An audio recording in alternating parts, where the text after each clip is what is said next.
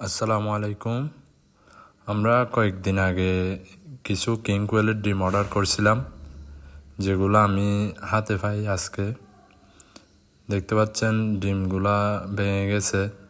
আমি ডিম অর্ডার করছিলাম 6টা মতো, বাড়িতে ডিম নাই বলছে, সেজন্য আর বেশি অর্ডার করি নাই। ডিম দিছে 6টা, সেখান থেকে 3টা ভেঙে গেছে ভাগ্যক্রমে। তো কেউ যদি এরকম ডিম নিতে চান তাহলে খুব দেখে শুনে নেওয়ার চেষ্টা করবেন। আসসালামু আলাইকুম।